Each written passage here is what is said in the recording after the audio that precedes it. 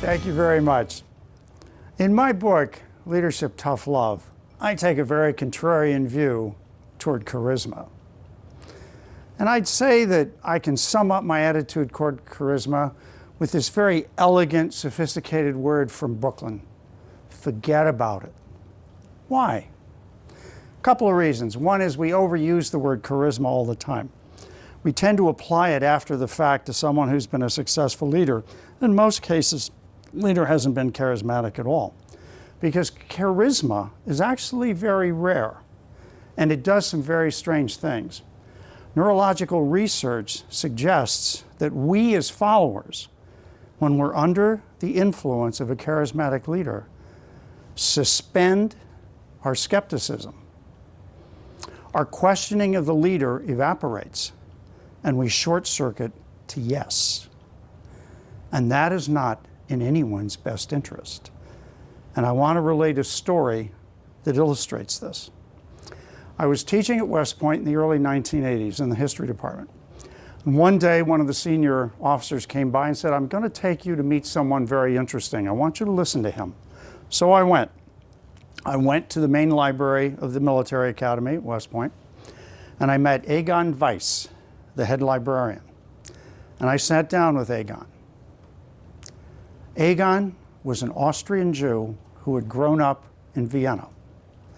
And in March of 1938, Austria was absorbed into Nazi Germany.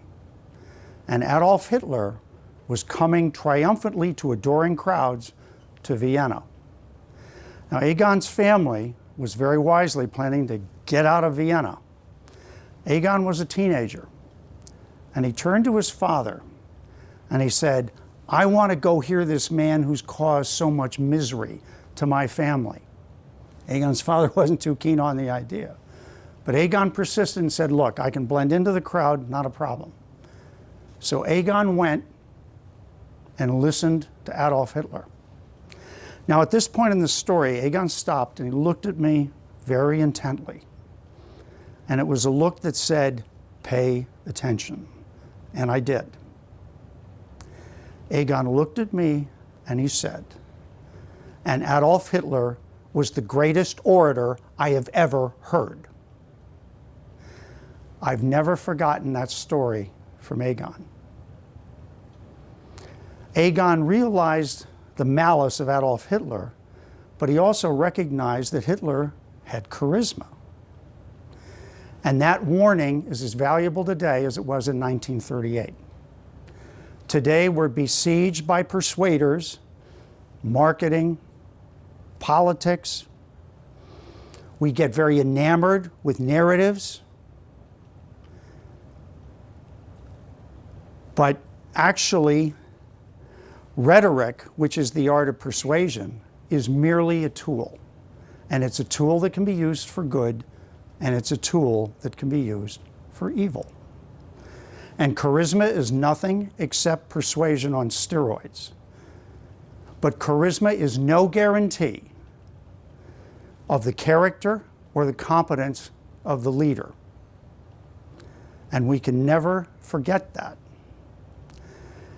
And so my lesson that I took from Egon was, look, here Adolf Hitler had a great narrative. He absolutely had persuasive ability and had millions of ardent followers. But at the end of the day, he only brought ruin to Germany and to Europe. We don't need charismatic leaders. We as followers need to keep a healthy arm's length distance from our leaders. We need to remain skeptical.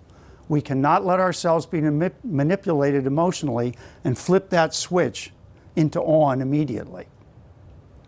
We need to challenge our leaders to demonstrate their character and their competence.